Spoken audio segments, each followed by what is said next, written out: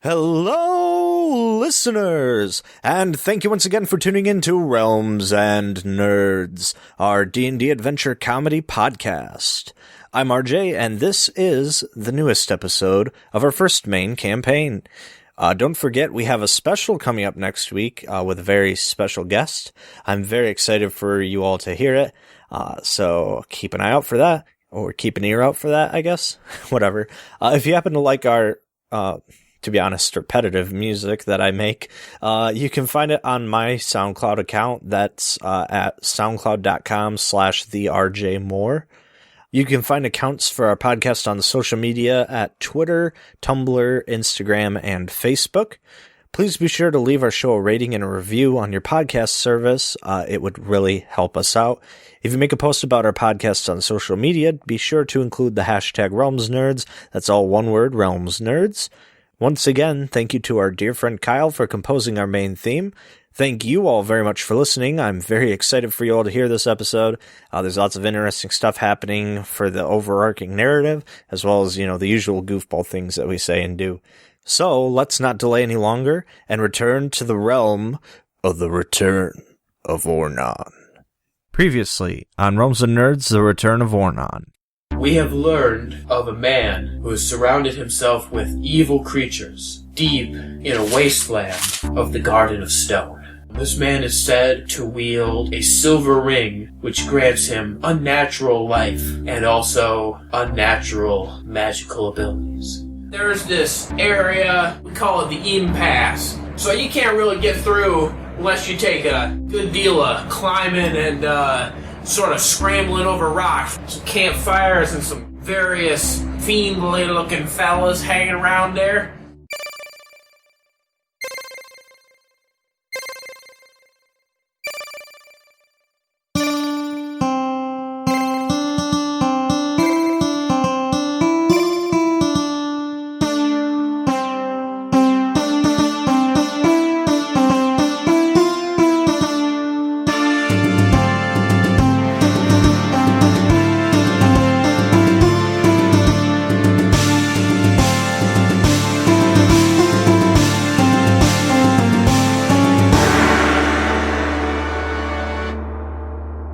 So I think Axel, I guess we'll say it'll be about a day until he can make it back.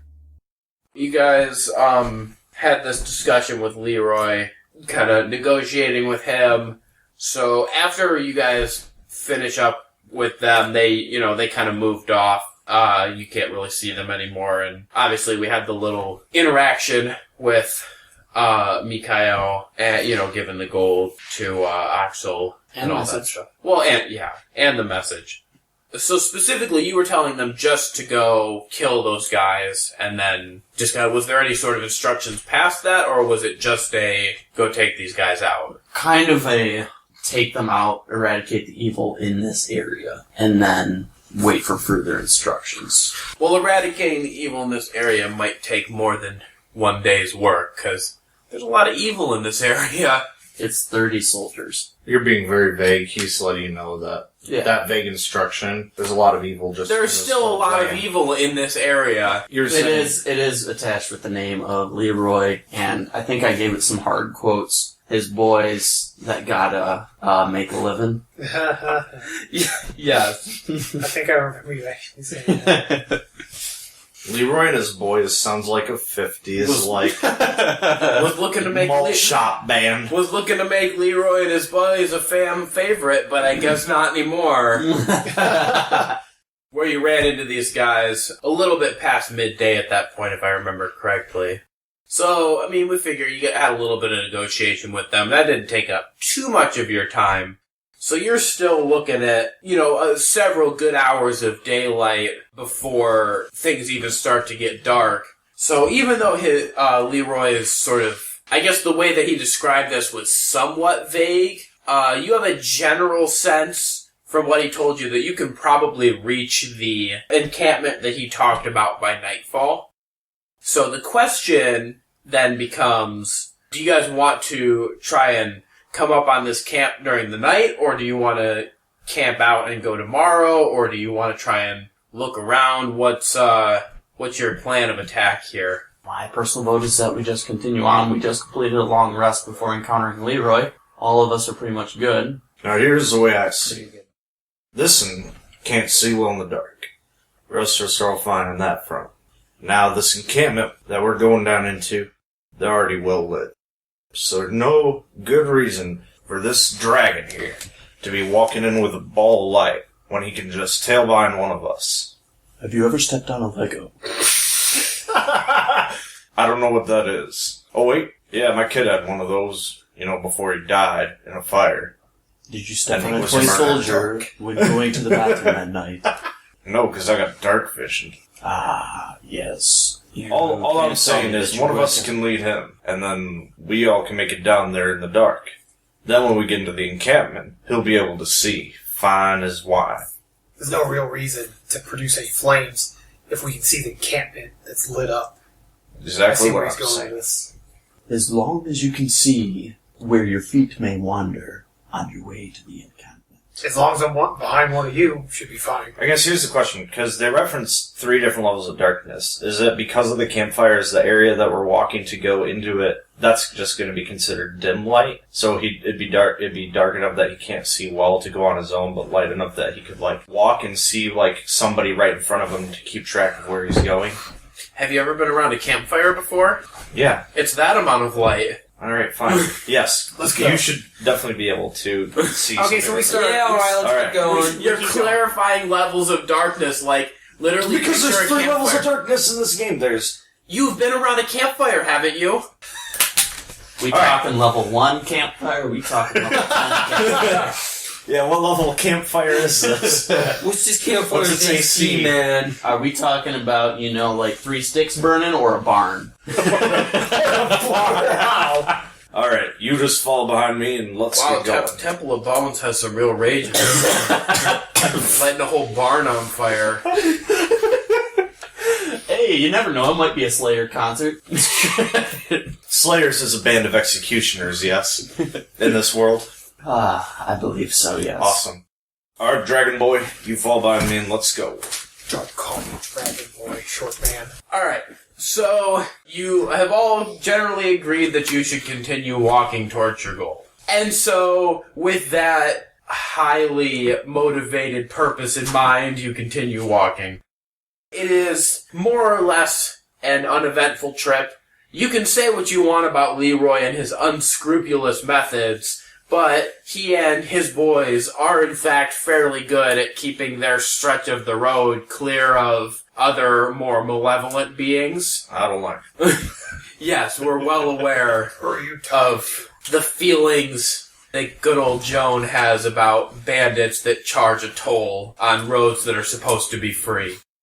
But so, there's not really a whole lot of super pressing attacks or evildoers around you. You see plenty of different sort of markers that this is definitely a wild and untamed area. You actually come across several different animal carcasses. There's a part where there's a wall that's kind of covered in what you discern to be dried blood.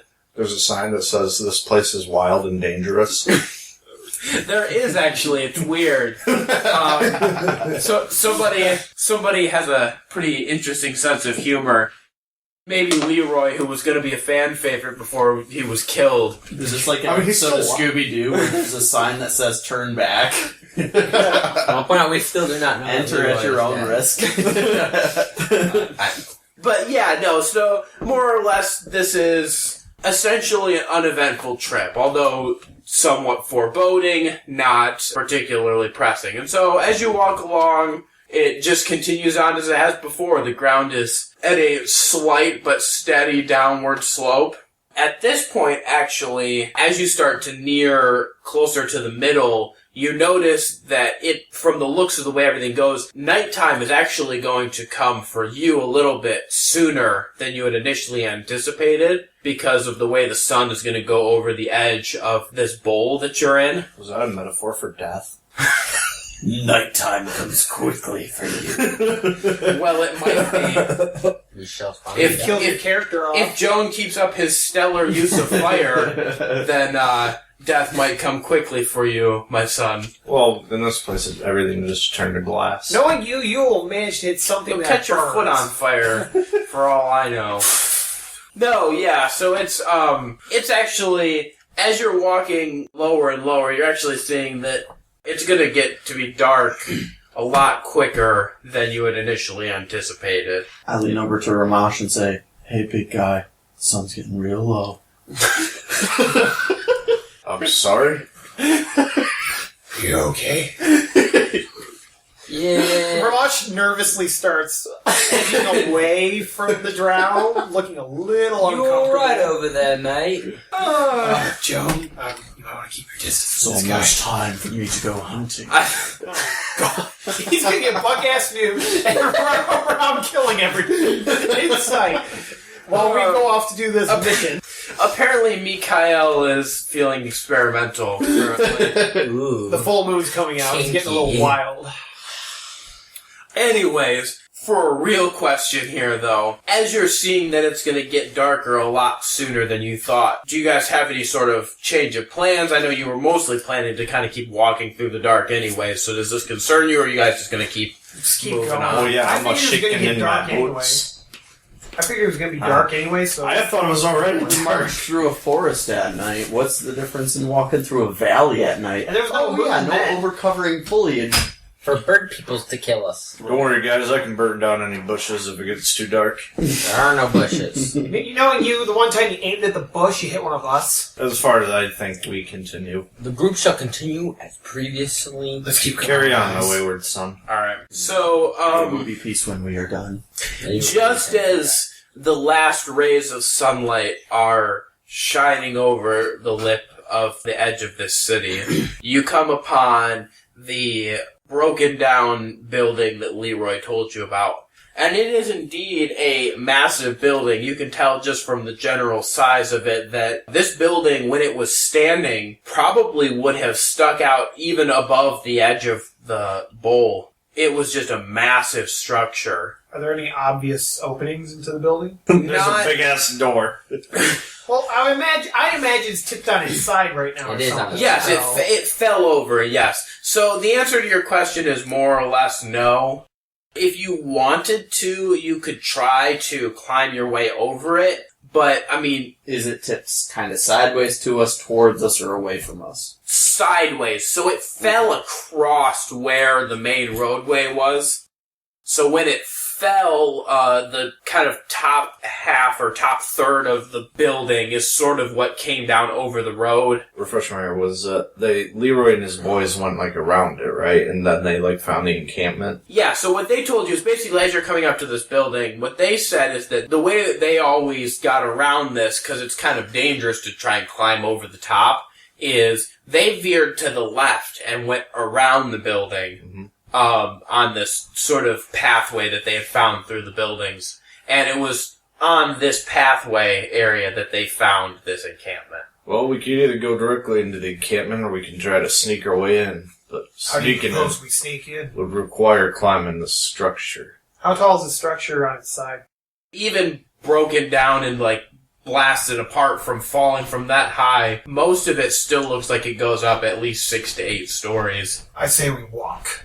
And I do have to point out, just as you're tired, this path is not like a narrow corridor around it. It's just sort of a detour. It's not like you take this detour and your only option is to march directly into the camp. There's still going to be other, like, broken down buildings that you could get into, or you could try to circumvent around the camp if you wanted to go that way. So, is the camp kind of at the tip of the spire of this building? Or is it kind of behind that? Do we know? Yeah, do we know from Leroy's description? Not super clearly. From what he said, you assume that it's somewhere in the general vicinity of sort of the turn, you know, where you would go around the end of the building. It's somewhere in that general vicinity. When he came up to that point, that's where they saw the camp, and then they kind of backed out and left because they didn't like the look of it. Seebo, I would recommend climbing on top of this building and approaching near the point. Yeah. For a good vantage. Yeah, that's what I was thinking about. I think I should have enough rope to climb this. Is the face of the wall enough to the point where I could free climb, or would I need to Grapple your way up. grapple or anything my way up? I'd say a combination of both. Because I have It's- like 25 meters of rope. Yeah, so I guess what I'm saying is you don't need to have enough rope that you could throw it all the way up to the top. There's definitely but there is going to be patches of solid rock, but I think between a combination of free climbing and using your grappling hook, you could probably make your way up to the top if that's what you chose to do. Alright, so I guess we're coming up to this. Should I accompany him up there?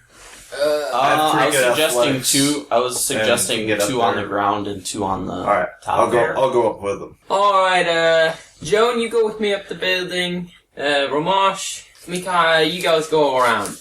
If we get attacked, the two of us could probably Do handle you want ourselves us to before roll they get back for down. climbing and Like an athletics check. Yeah, athletics or an acrobatics check? Or I think this is an athletics check more than acrobatics. really? Okay. I don't see this as a single feat. This is it's Like not a like handbook. one jump or one grapple. This is an ongoing I see some climb. If I have 50 feet of Yeah, rope acrobatics is more and balance Titans, and- do I get a advantage or no? Yeah, I don't think you get an advantage on this. I think it's just that. Alright, so he gets his Titans and his rope out and he's ready to climb. Okay.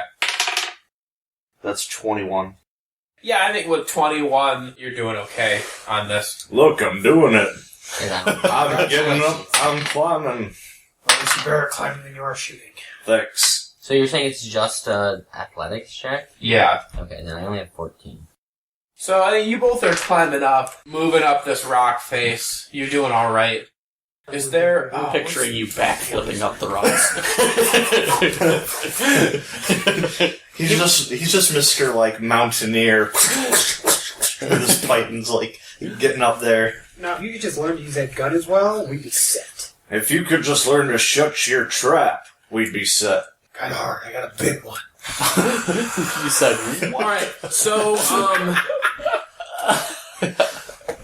when you're about 2/3 of the way up, Seebo reaches his hand and grabs a handhold, and as he sort of shifts his weight, the rock that he's holding on to comes free. Joan, I need you to do a strength check. 14. Okay, and then Seebo, do an acrobatic check. So 18. Okay. So what happens is, as he starts to fall, Joan, you reach and are not really able to fully catch him, but you're able to grab onto him enough to push him back towards the rock face so he doesn't fall away from it. And then he is able to grab onto another handhold and sort of regain himself. Let's not try that again. Oi! At this point, I think Rhomash and Mikhail start making their way along the building. Oh, I thought they were just watching dinner and a show. Okay, yeah, alright, I'm sorry. We build a little sand chairs or whatever, and we're just sipping on some margaritas going, I'm pulling out a random animal haunch out of one of my hunts, and I'm just kind of slowly picking at it. 5 gold coins on Seebo falls first. You're on. Well, I think after this point, the two of you are able to reach the top of your climb more or less without incident. He does the thing from Rocky after he gets to the top of the stairs. Yeah, when he puts his arms up. This little Joan's gnome is just going, Seebo should be doing it because Joan was fine, but Seebo almost died. Talking to him like that. I handle myself just fine. got Batman and Robin. Alright, so you guys are up on the top now. Are you gonna signal down to your compatriots to let them know you made it? Joan waves down to him and kind of motions for them to start working their way the direction we need to head. Laurel and Hardy and we're Statler and Waldorf. Rhomash just goes A-OK and he just starts walking along. Alright, so you both groups set off here. Are you guys walking, sort of at the same pace? I know the people up above went to kind of scout, so are you trying to move a little bit ahead of... Yeah, we want to kind of be a little further ahead, just in case we see something up ahead for them, but never too far ahead. That way, we're still there to let them know if something's coming up that they should keep an eye out for or whatever. Okay, so you guys are moving along. At this point, it's gotten to be fully dark. And at this point, you're actually in sort of the darkest part of the night. Because the sun has fully gone down at this point, but the moon has not yet come over the lip of the bowl that you're in. So you're really getting no light at this point. It's pretty pitch black. No stars? Is it overcast? There's a little bit of light from the stars, but just the light of the stars is not really much to go by. Rhomash has his shield and his wand ready. Man, must be going shit for Dragon Boy down there. Yeah, and you telling me? Can't see a bloody thing, can he? We got him to guide me. Which, actually, I have enhanced dark vision being a drow. So my dark vision is even more clear. You lend him some of your dark vision. Here, I some of Through mine. these holes in the back of my head, and you can see everything in front of me like binoculars. I'm relying It's more like on Zurg shield than anything. in Toy Story 2. You look at the back of his head. The Zurg vision. Anyway. Anyway, so, as you go along, you start to hear sort of indistinct kind of noises all around you. Nothing that you can see approaching you, but you can hear a lot of movement around you, both on the ground and those of you that are up kind of on top of the wrecked building as well can still hear some different creatures moving around. Joe motions for everybody to stop. Yeah, because we can I see didn't that. see that. They can see You're not that. yelling. No. We're down on the ground. I'm watching the ground ahead of We're me. two completely different I'm groups. counting on you to watch us too. I motioned to Seebo to pause. At this And I point, we may as well don't be two separate listen groups. because Seebo isn't about to listen to Joan just because Joan's Joan. Now listen here. I am the law. You will listen to me. Yeah, shut up. Sounds like that dumbass redneck who thinks he's in charge. Alright, I'd like to do a perception check at this point. Okay. Are we even close to the camera? Nat 20 plus 2, 22. I guess with a 22, you can detect that all the creatures around you that you could hear, none of them seem to be particularly focused on you at this point. So much so that you can't really identify specifically any of the noises or kind of shuffling that you're hearing. They're just kind of, this is where they live. So this is just night noises. So they're the ones all around you are just kind of, if you were to run into them, would be not so great for you, but they're not particularly interested in coming after you at this point. I just want to point out, if we were Scooby-Doo in the gang, the split up worked. Fred and Velma and Shaggy and Daphne. Yeah, Scooby's God knows where. Yeah. Oh, Scooby's off in the forest delivering a message. Well, at least I'm the hot one. With the lowest AC. Yeah. Anyway, Seems like it's he'll just be a the bunch damsel in of distress. seems like it's just a bunch of cicadas and stuff. Let's carry on. Just be wary. As we It's not cicadas. Whatever. Yeah. I should be very clear about that. What you said was definitely medium to large sized creatures Hey, these are around. medium to large sized creatures around here. Let's. These are dangerous. Really? Thanks, Thinky Boy. we keep walking. Those Okay. two dumbasses are holding. So they took a pause for a Or minute or this two. dumbass, I should say. Well, You're still- I was that he kept going. Apparently because he's not listening to me. Stop. I paused, but I go to catch up after. Just like Star-Lord in Infinity War. But now I kind of play catch up with Seebo, but Okay. cautiously. As you guys are creeping along, you start to see, those of you that are up on the top, off in the distance, can start to see the glow of fire. You kind of are coming up on where the top of the building was, and you can see that a little ways off from that, there's a campsite sort of built around a 3-story building. You see about 15 or 20 tents. There's a couple of fires burning around the different tents, but you don't see any people or creatures or whatever around. Seebo's gonna cast his one and only cantrip, Minor Illusion, This Um, one only cantrip. to actually throw his voice, a hushed voice, down to the two guys at the bottom. Oi, hey, there's a camp coming up. Not sure how many guys there are, but Looks like there's about 15 or so tents. So we just take it more cautiously, but we're still moving forward. We gotta do something. So what are y'all gonna do? I have my rapier drawn, and I am at the ready. Okay, so we approach slowly. I've got Yes. shield and wand ready. So you guys up at the top, are you staying up on the top? Yes. Yeah. Okay. Joan's gonna kind of get down low to try and remain out of sight, though. Okay. So as you guys on the ground are approaching the campsite, again, you see about 15 or so tents, and there's several fires burning. But again, you still are not seeing anyone around. It doesn't look like anybody is moving in this encampment. I'm going to cast Divine Sense. Okay. So within the near vicinity, anybody that is not behind cover. When you cast your Divine Sense, behind you and kind of to the left and the right, you sort of get a general sort of feeling, or I guess a stink in this instance of this, general evil that's around you. In front of you, you are getting absolutely nothing. Not even like a faint sort of Aura. Just nothing. It's pretty dead. I lean over to Rhomash. I fear we may have tread into an ambush. Rhomash immediately stops walking.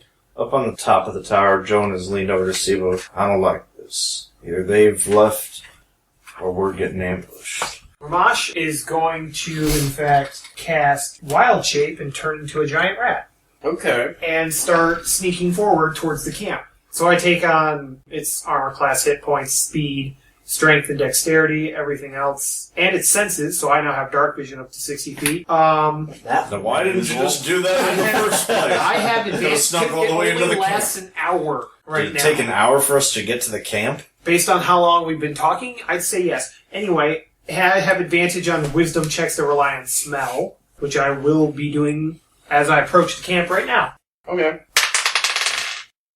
Okay, so that's a 24, and that's a 21, so 24 on smell. As you come up on this camp and you're smelling, the first thing that you notice as you're coming up is that this camp is lacking any of the kind of smells or sounds that even would be associated with a group of creatures that is like asleep in their tents. It seems pretty dead.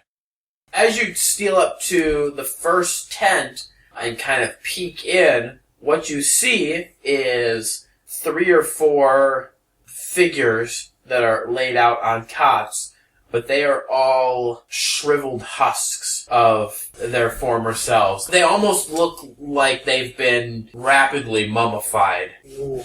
I'm gonna keep checking the tents slowly. Keeping Okay. my eyes out and everything. As you go around from tent to tent, you are seeing more or less the same thing. These tents are just full of various numbers of creatures that have been, it looks like, mummified. Almost like the life has been sucked out of them. Is there anything useful in the tents I find as I'm crawling around? Yeah, I mean, these guys still have around them their various instruments of war. So there's armor, weapons, etc. laying around. But that's about it. Okay, if there's nothing else in the camp that I notice, I'm gonna make my way back towards Mikhail as quickly as I can. Okay.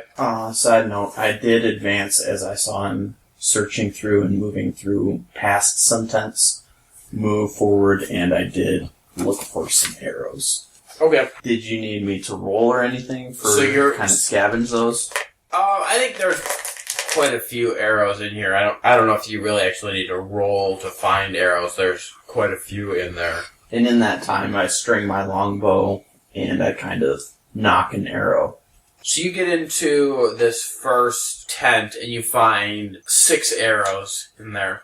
As you're coming out, right in front of you scurries a giant rat that you recognize to be Rhomash in his animal state. I would like to point out that all of my gear melds into my body as I transform, so it has a distinct shape, like a pattern on my body that makes me identifiable, just so you're aware. Oh, look.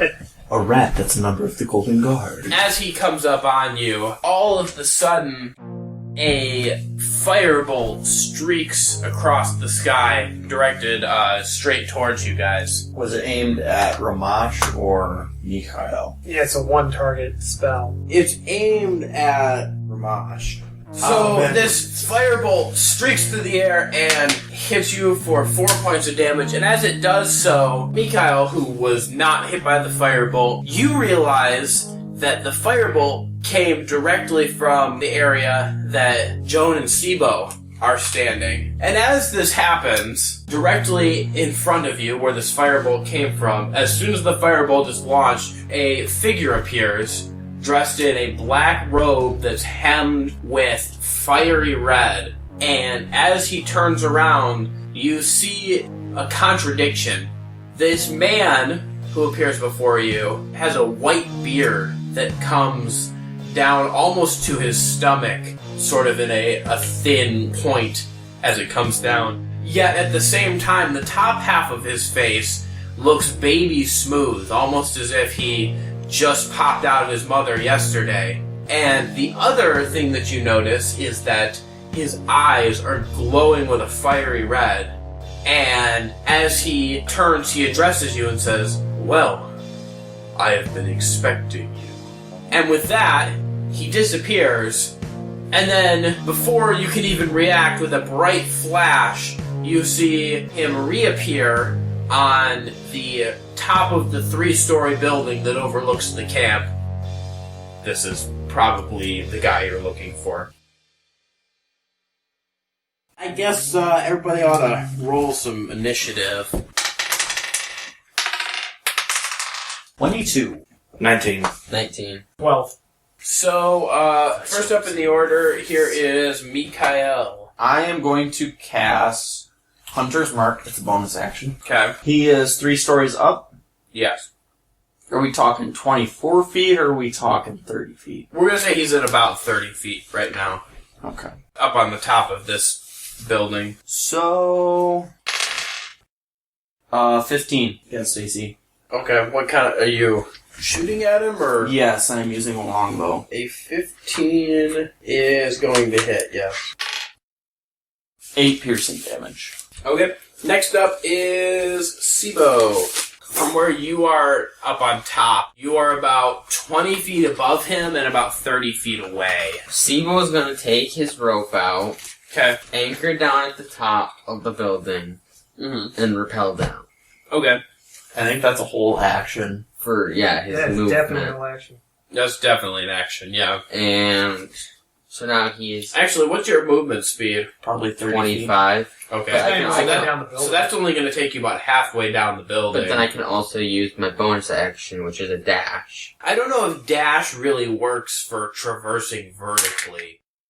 I'm going to say, for this turn, your whole action is going to be trying to move down the rock face. You're going to be like partway down the rock face. For your next turn, you'll be able to get to the ground, but that will just use up your movement speed and not your action. So you'll still be able to make an action or an attack or something once you get to the ground on your next turn. But for right now, you're just partway down the side of this ruined building. Next up is Joan. Alright, Jones is gonna back up a little bit so he's not like right by the edge. And then he's going to cast False Life. Bolstering yourself with a necromantic facsimile of life, you gain 1d4 plus 4 temporary hit points for the duration. The duration is an hour. So that's 3 plus 4, so 7 additional temporary hit points. Okay, Rhomash is up now. I'm gonna move as close as I can and still be able to see him, basically, so that I'm 30 feet away from him exactly. And I'm gonna cast Thorn Whip and try to pull him 10 feet closer to me so he's falling. Thorn Whip has a range of 30 feet. If Right. it hits, the creature takes 1d6 piercing damage, and if the creature is large or smaller, you pull the creature up to 10 feet closer to you. Right, but he's 30 feet in the air. I'm saying that the distance is going to be farther than 30 feet unless you're standing right next to the edge of the building. I think that's what he was just clarifying, that he just kind of walks up to the base of the building. And... I am 6 feet tall. 6.5. Right now you're still a... Right, I'm just saying that I'm coming gonna You still a rat? Yeah, and I can undo that as a bonus action. which I do. So you're doing that, okay. Yeah, I'm becoming a rat. You could try to hit him. You're going to have disadvantage to Alright. see if he can hang on to the edge of the building when you grab him. Disadvantage on hitting him, then? Yeah. Okay. That's a fucking fail. Okay. Well, so we don't even need to do the second roll. 'cause- Not so much. Was that a crit fail? That was a crit fail. Thank God that was a cantrip. So you take a shot at him and it is wildly ineffective. Actually, go ahead and roll a dexterity throw for me. That's a 14. So what actually happens is, as you whip at him, when you pull your thorn whip back to you, you actually tangle yourself up a little bit in the whip as you try to pull it back from your throw. And so you're going to start your next turn from a kneeling position. Alright. So any movement speed you take next turn is going to be halved. Alright. Because you've got to get the thorn whip untangled before you can move.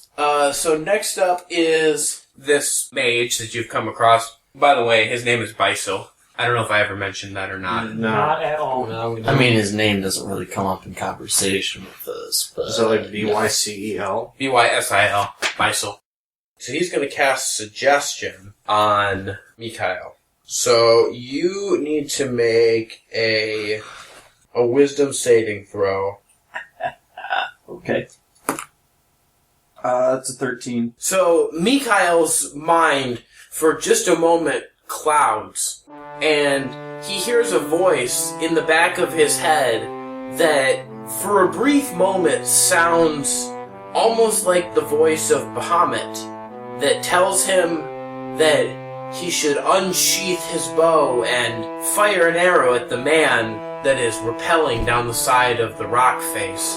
And just as soon as the thought comes to him, suddenly there's this feeling that something is not quite right. Something about the voice. I mean, again, Mikhail came face to face with his deity. And that's something you remember. And there's something about this voice of Bahamut that just does not feel right. It seems less commanding, less godly, and just a little bit off. I mean, Seebo does stink of evil all the time. And so, basically, Mikhail realizes that this is not truly the voice of Bahamut, but is in fact another presence that is trying to invade his mind. Begone, spirits! Mikhail is not so on board with that. Bronson is all for it. Mikhail is going to be up next here. Alright, I'm going to draw another arrow on my longbow straight towards the source of this mental penetration. That is a 14. That's going to hit him. And we're looking at 9 more points of piercing damage. Okay. Seebo is up next. Seebo finishes running down the building, and then I'm just gonna hide in the shadows.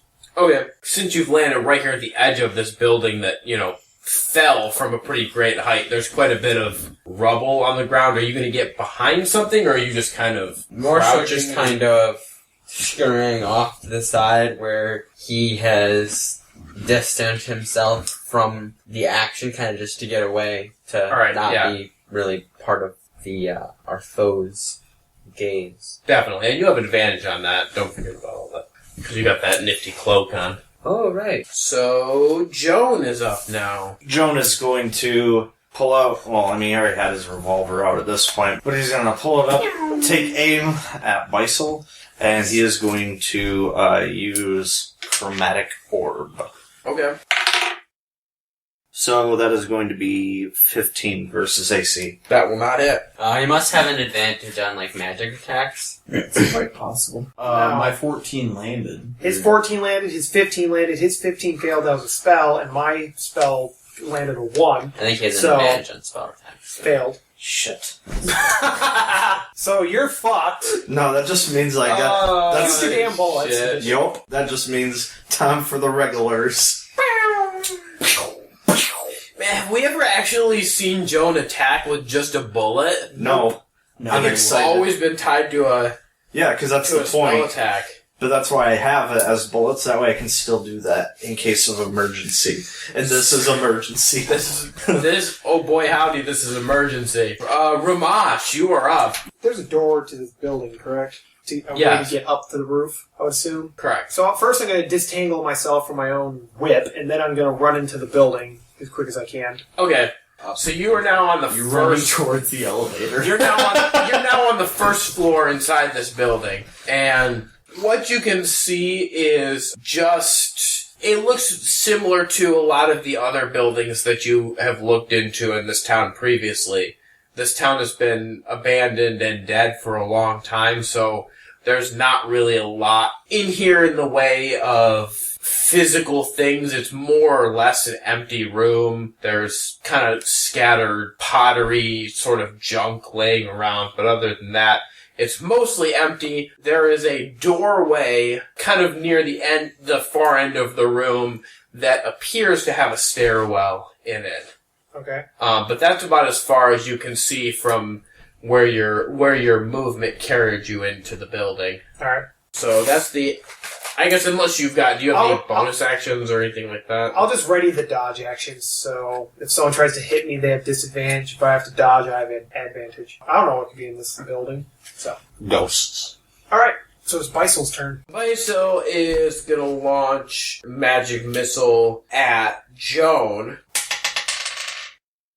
That is a 13 versus AC. Well, with a 13 AC, I'm gonna get hit. Really? Yeah. Yeah. Ties go to the Tie roll. goes to whoever rolls. Damn, You're you got a dealing- low AC. That's why I'm a distance spellcaster. And all three of them are going at me? Yes. So that's 3d4 plus 4. So is that +1 that I add per dart or total? I think it's per dart. 'Cause Where's that's the- what I was just thinking. Let me see the cards. Well, boy, howdy. A dart deals 1d4 plus 1 for So, Each one is 1d4 okay. plus 1. So Joan is gonna get hit for 11 points of damage. Holy shit! Only 4 from his max HP, though, because he did have 7 temp points. Or shit! You're gonna take a beefy hit. I'm not gonna lie to you here. I'm glad I'm in the Wee. building hiding. Or not hiding, just trying to get there. What's your HP looking like? I'm at 16 currently. Out of 20. Alright, Mikael, you are up. I'm going to draw my bow again, Okay? fire another dart, and that's a crit fail. Not gonna do it. It's a bird by accident. There's just a squawk in the background. Mikael, your arrow flies far enough away from Bysil that it's not a particular danger to him. It does, however, turn his attention back towards you down there on the ground. Seebo, you're up next. You do, so maybe not. Sibo's hiding right now. He's gonna pull out a short bow and take a shot at Bysil. And then for sneak attack, for me in order to do this, I have to have advantage. Correct. Since I am hidden currently, do I have an advantage? What are you trying to do? Use my sneak attack as well, because I'm hidden. I don't think at this point you have advantage because Bysil is looking in your general direction and he's not being directly engaged by somebody else. So I think at this point you do not have any kind of sort of advantage on this. Is what he's getting at. Wow, critical fail. You try to shoot your arrow, and I think what happens here is it's actually so bad of a shot. You kind of, the way that you pop up to try and take your shot at this, Bysil has actually noticed that you are over there now, so you're not in hiding anymore. So Joe, you are up next. Joan is going to forgo the magic spells as that does not seem to be working. And all of his limited choices of non-magical attacks, he's going to use the revolver and just shoot a bullet at him. Okay. That's going to be 12 versus AC piercing damage. Yeah, that's gonna happen. Okay, so that is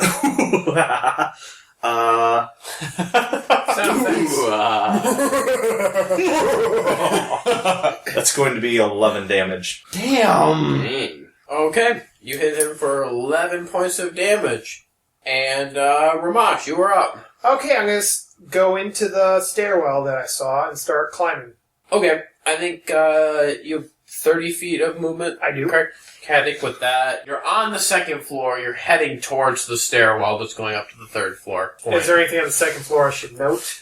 Yeah, I mean, again, nothing really incredibly interesting. I mean, again, this building is pretty empty. It's just sort of what you would expect to be in a building that's been abandoned for this long. It's kind of just Alright. broken stuff. Ready the dodge action just in case. So Bysil is up next. So, Mikhail, Bysil is casting Ice Storm on you. So, a hail of rock-hard ice pounds to the ground in a 20-foot radius, 40-foot high cylinder centered on a point within range. Each creature in the cylinder must make a dexterity saving throw. It's a 6. Yeah, that's not gonna do it. So, a creature takes 2d8 bludgeoning damage and 4d6 cold damage. Forecast today, weatherman.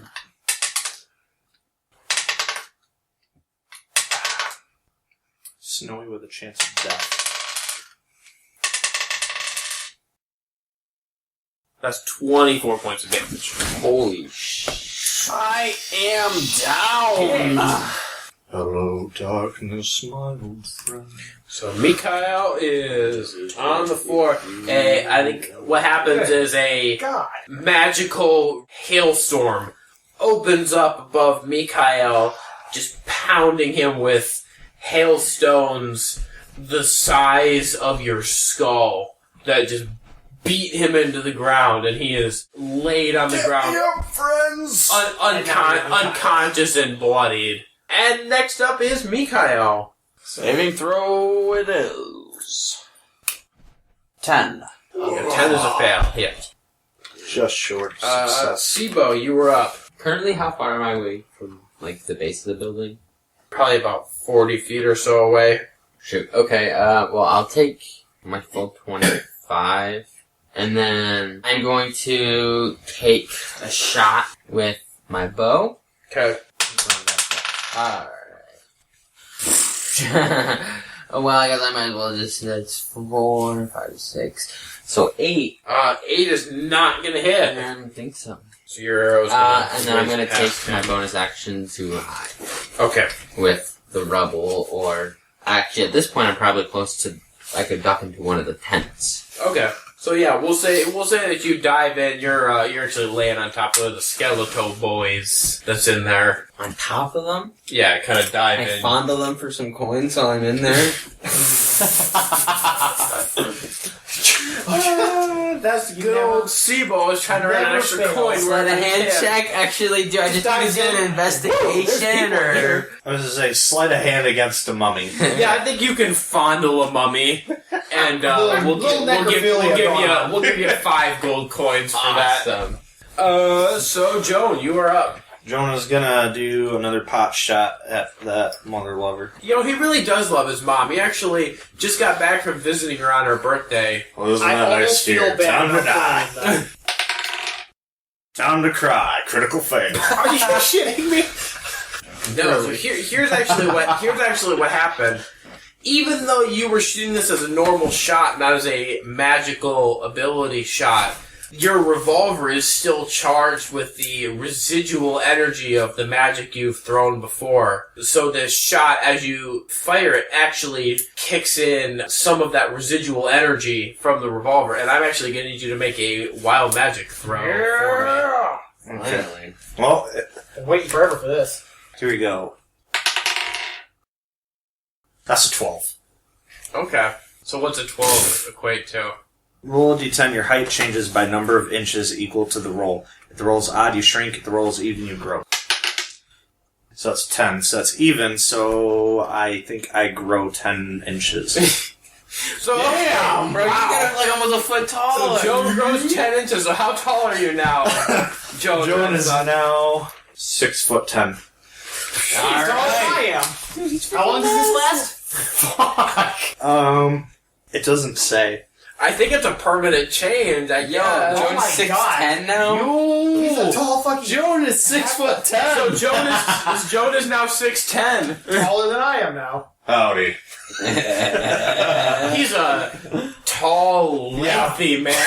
Tall, lanky man of the law. I tell you what.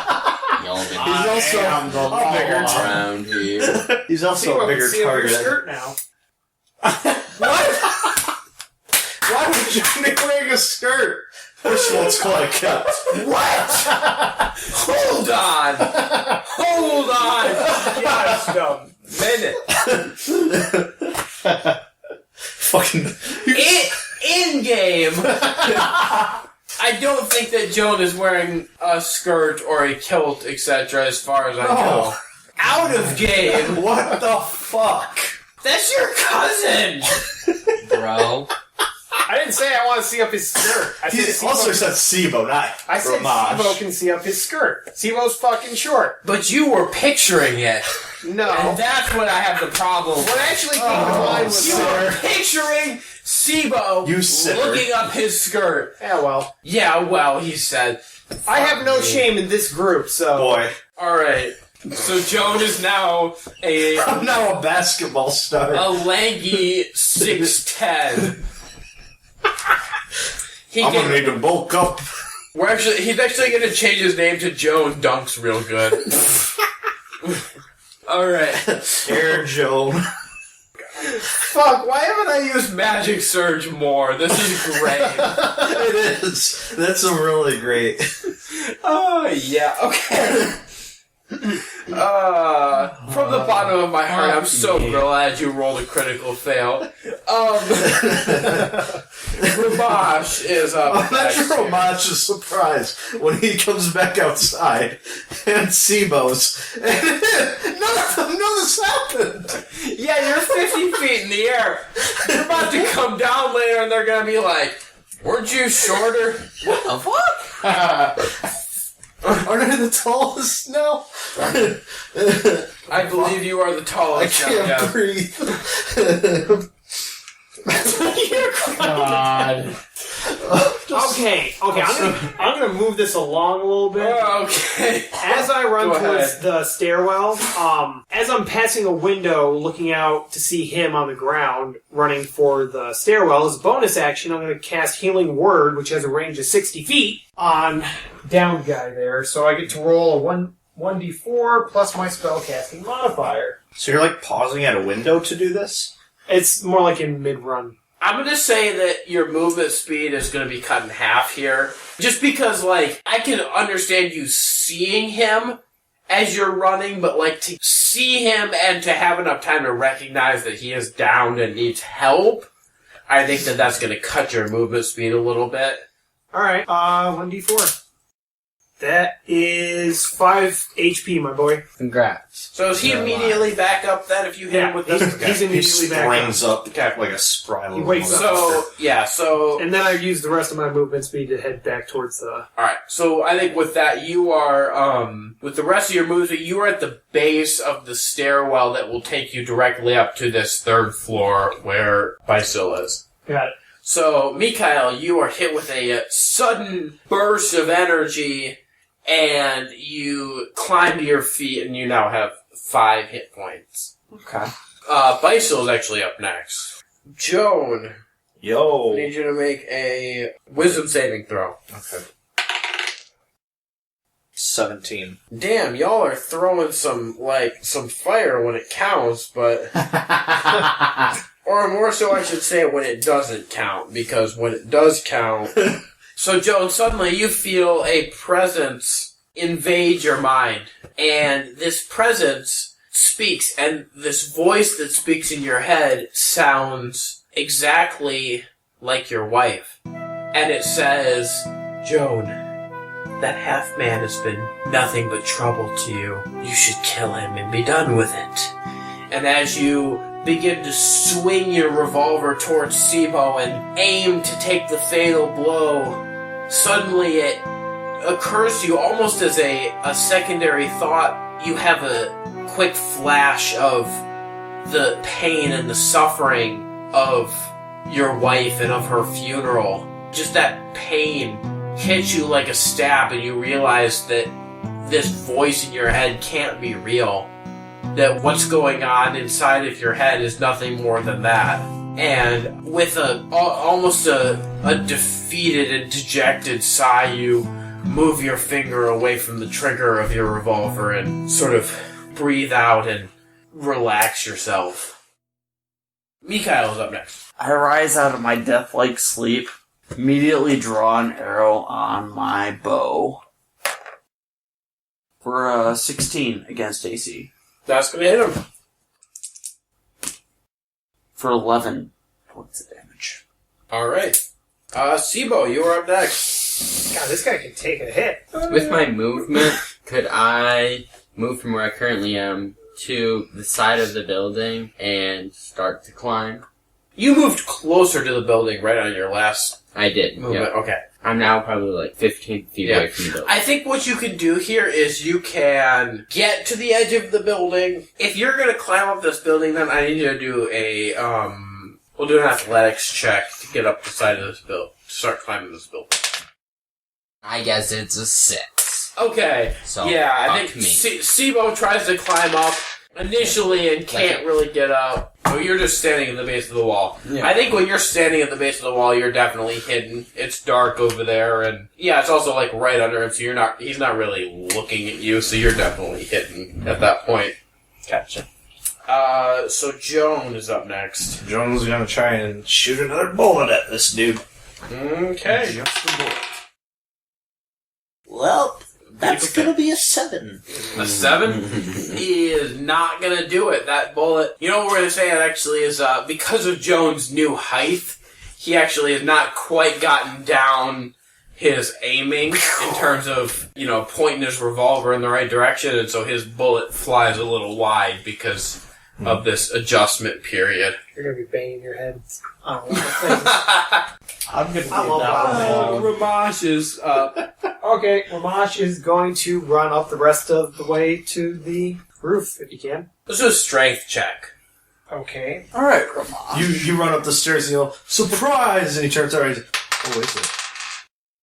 That's a 19. So the only modern addition to this otherwise abandoned and old building is at the top of the 3rd floor staircase, some modern-looking metal doors had been added with a pretty thick chain around the outside of them. But Rhomash, being a dragonborn and really not caring about the strength of doors, comes charging up the stairs. And actually what he does is, as he nears the top of the stairs, he roars, and this roar actually releases a small amount of his breath weapon that hits the doors. He just, screams at these doors and charges into them full force, head first, and just blasts through the door. And actually, it causes Bysil to spin and turn to you just because he's so surprised by the force that just blows these doors open. So you are now standing on top of the top floor of this building, and Bysil is facing you. I'm going to use my breath weapon on him. Okay. Make a dexterity saving throw. That's 21. Okay, so he Wait. only takes half damage from this, so I'm doing 2d6. 6, 10, he takes 5 fire damage. He sees you coming, and he tries to sort of use one of his teleport moves to get out of the way of this attack, and is unable to fully execute his spell. He's kind of halfway phased between teleporting and still being there, so he only takes half damage. However, that damage does kind of pull him back to the area where he was, so he's just standing right there at the moment. Right. Bysil up next, I take it. Bysil is up next, yes. Bysil is going to shoot a magic missile at Rhomash. Okay.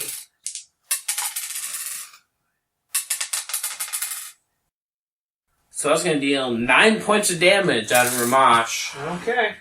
Mikhail is up next. Cool. 16 against AC. It's gonna hit. So 14 total damage. That's your arrows, I'm assuming, right? Yeah. That's a hefty arrow. Okay, so when this arrow connects with Bysil, actually, for the first time that you've seen in the beginning of this fight, he actually looks like he's hurt. Seebo is up. Alright, Seebo's gonna climb the building. Do I need to do another athletics check? Yes, another athletics check. Alright, nat 20 plus 3. 22. Seebo practically floats up the side of this building. Seebo just one-handed climbs up the side of this building Stretches his arm to the top and pulls himself up. and effortlessly vaults over the edge and is now standing on the 3rd floor of this building. Hello there. Alright, and I can still make my attack, yeah? Yeah, that was your movement. Alright, cool. So then Seebo's gonna pull his bow out. He's gonna attack. Does not land. You know what? He decides to just not even take his bow out when he gets up to the top of the building. So you now have joined into the puppet master and gained the ability to retcon yourself. Yeah, I'm not gonna retcon that. He's like, He decides to just get to the top of the building and just watch it all happen. Here's what actually happens. That was sort of the... that was now for the director's cut. That was the Seebo's mind version of what happened. What really happens is Seebo climbs up the side of the building, real cool, does a roll up onto the side, pulls his bow out, he looks completely sweet, just like almost like a Legolas style roll, and pops up with the bow, fires, and just misses so badly that he real quick puts his bow back on his back and just pretends like he didn't take a shot. And so now Seebo is standing at the edge of the building at the top here. And it's going to be Joan's turn. You can bet your bottom dollar Please don't shoot us. that I'm gonna, with really nothing else to do, take a shot at him. Oh boy. That is going to be a 21. That's going to hit him. Hi. 4 damage. Ladies and gentlemen, for the first time ever in this campaign, we have Joan Redsun doing something mildly useful for 4 damage! Good job. I dealt 11 damage to him earlier with a bullet. What are you talking 11 damage about? doesn't matter compared to 4, obviously. I dealt less damage than I did earlier to him. Rhomash is up next. First, he's going to use a bonus action to cast Healing Word on himself. For how much help?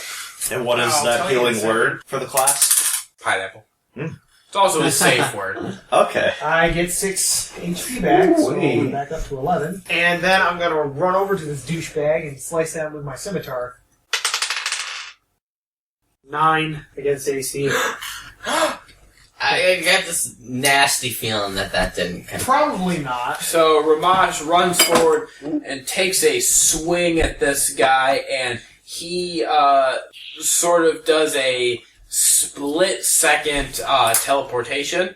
And even though he doesn't move, the blade passes just directly through the area I where hate you this stand. So he just phased. Basically, yes. Joe yells across, "Who's missing your shots You now?" gotta get away from me, because I'm about to just cast Thunder Wave. Next up is Bysil, and he's going to cast Suggestion. Seebo, I need you to do a saving throw for me here. Is there a wisdom saving throw? So throw Yeah. d20 plus Alright, wisdom. so part of my gnomish abilities is that I have advantage on intellect, wisdom, and charisma saving throws. Okay. 19. So Seebo feels his mind start to be clouded, and he hears this voice in his head that's actually his own voice. And the voice that he hears says to him, Hey, you know what you should do? You should kill that dragon. He's never been good to you. and Seebo almost subconsciously pulls an arrow out of his quiver and knocks it and aims towards Rhomash. And just as he's about to release the arrow, he realizes that at the end of the day, there's no gold in it for him if he kills this dragon, so what does he care? So he sort of releases his tension on the bow and does not loose the arrow. Next up is going to be Mikhail. That is not a good roll. 11. Okay, what were you trying to do here? Mostly just rolling my longbow. Okay. So 11 against AC. Yeah, that's not going to do it. Your arrow is going to go wide. So, Seebo, you are up next. So Seebo is going to dash forward and attempt to attack this guy with his 2 daggers. Okay. 22. That's going to hit him.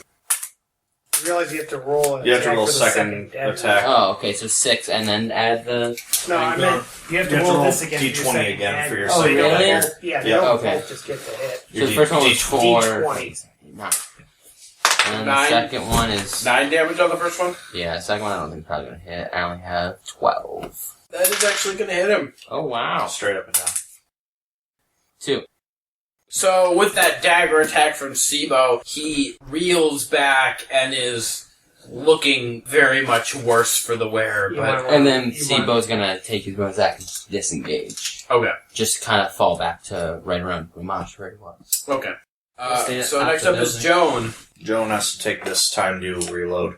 Okay. So Joan's turn is spent dropping some empty shells and putting some new rounds into his gun. Mm-hmm. So are you going to move or are you just staying where you are, just reloading? He's going to back up out of view before he does this, and then he's just going to kind of stay there for now. Okay, yeah, so you just move a couple feet away from the edge and kind of crouch down, I think. Oh, definitely So crouch down, especially now that he's a basketball player. Yeah, crouched, you're still almost 4 feet tall. So you're crouched down, reloading, and just kind of getting everything ready. Rhomash is up. I'm going to position myself so I'm about 5 feet away from Bysil and, to the best of my ability, about 8 feet away from Seebo, so that he's not within range of my spell. I'm going to cast Thunderwave. Guy needs to make a Constitution saving throw. Okay. 18. Okay, he only takes half damage, and he's not launched away from me. He's going to take 6 damage. That attack comes in and hits him, and I think actually knocks him back a little bit. He takes the 6 points of damage from that, and he is looking really beat up at this point. He's pretty messed up. So, Bysil is actually up next. He's going to use Misty Step. Briefly surrounded by a silvery mist, you teleport up to 30 feet to an unoccupied space that you can see. So he is actually going to teleport down from the top of the building to right in front of Mikhail. Who, as it turns out, is up next. He's standing right He's next right to in the front of body. you. So you can use your rapier now. So you can... Just 22. So yeah, that's going to hit him. If it's a dueling, then it's a +2. Plus Okay, so- hunt, which is a D6. Fine. Here you go. Done, so. Fucking fun. 11. As you come at him in this kind of initial dueling stance, you hit him with an initial blow that fells him to his knees. And he turns to you, Mikhail, and locks eyes with you. And with sort of not the voice that was heard before, but just like almost an unearthly sort of, you can feel kind of a power behind this voice. He goes, My masters will be very unpleased with you. Prepare to be reckoned. and with a final blow, Mikhail spins his rapier around and just stabs it straight through his heart, and Bysil drops to the ground. How much experience did we get for that battle? So you each get 575. Isn't that 12-13 experience? Yep. Do we level up? Oh yeah, we're level 3 now. So we don't have to deal with that right now. Yeah, you can Well, I'm go gonna do home that. and I'm gonna get do all that. your stuff. After Mikhail lands the final killing blow on Bysil, he drops to the ground, and you all kind of have, at this point, congregated together around the corpse and have retrieved a ring from his finger that you can only surmise is the silver ring that was the one that you are looking for. This ring that you pull off his finger has elvish runes on it that are similar to markings that were made by the First Order of the Dark Elves. And so you can only surmise that this particular ring is the one that is the source of his sort of unnatural power. Suddenly, you see a little ways off from you, towards where the center of the city is, a sort of bluish-white glow has suddenly appeared. So you all kind of head off that way to investigate kind of what's the source of this light. And as you approach it, what you see is that the light is coming from this somewhat large stone structure that serves sort of as the middle of the city. So this structure is built at the lowest point of the city. It is a big stone ring that has these columns that are placed about every 5 feet going around. And as you come upon it, you estimate that this whole thing is probably about 200 feet across. And directly in the center of it, the source of this light is a ball of water that is floating in the air.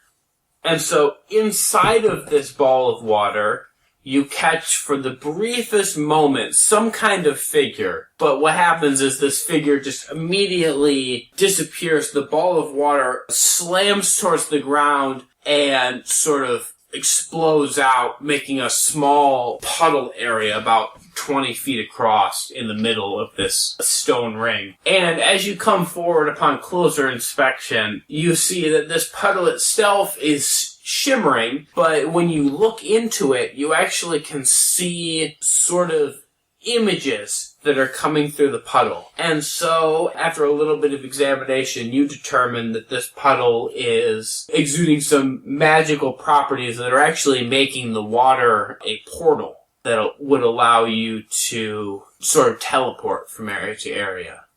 And so, although this was not the initial dictation of your mission, you decide that this bears investigating, and so the 4 of you jump into this puddle, and as you sort of jump, even though the puddle itself is only about 6 inches deep, you immediately sink completely into a body of water.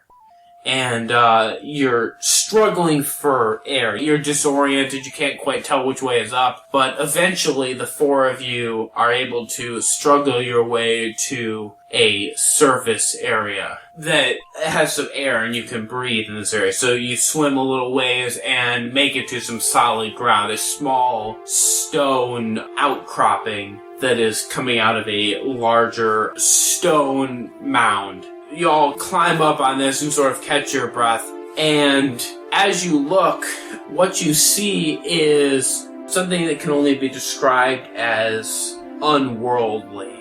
The area in which you currently sit is a large body of water. It's very dark. You cannot tell, even those of you with dark vision, the area that you currently are, past where you can see with your dark vision, it just turns into darkness and still more water. And this sort of stone outcropping that you have landed on quickly turns into a much bigger stone mound that appears to be, as far as you can tell, the only solid land in this body of water.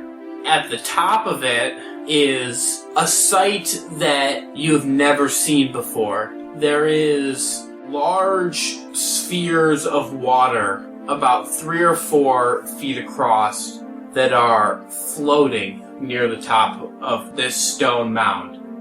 And it's nothing you've ever seen before.